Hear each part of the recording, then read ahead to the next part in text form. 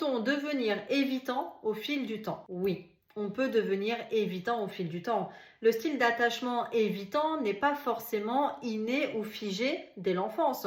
Il peut très bien se développer ou même se renforcer à différents moments de la vie, souvent même en réaction à des expériences relationnelles difficiles ou répétées. Je vais vous donner 5 raisons pour lesquelles une personne peut devenir évitante avec le temps. Première raison, lorsque l'on fait face en fait à des expériences de rejet ou de trahison. Si quelqu'un a été souvent rejeté, abandonné ou même trahi dans ses relations, il peut apprendre à se protéger en évitant l'intimité émotionnelle. Deuxième raison, quand on est en fait confronté à des relations toxiques ou envahissantes. Vivre des relations où l'autre était contrôlant, intrusif ou même étouffant, ça peut pousser à développer un réflexe d'évitement pour préserver son autonomie. Troisième raison, lorsqu'il y a un manque de sécurité émotionnelle. Il faut savoir que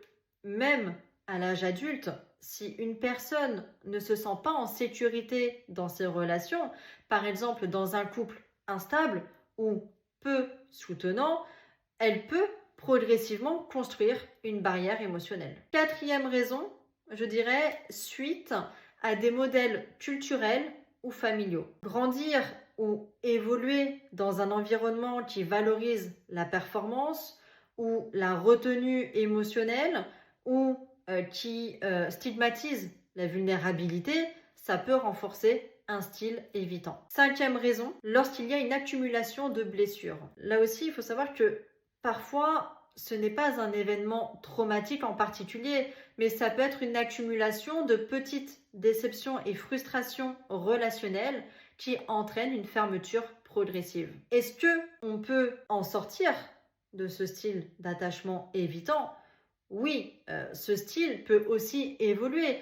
Le travail d'introspection, les relations saines et la prise de conscience, en fait, ça permet souvent de retrouver une sécurité émotionnelle et donc de se diriger vers vers une capacité en tout cas plus fluide à aimer, à tisser des liens et donc à se montrer vulnérable.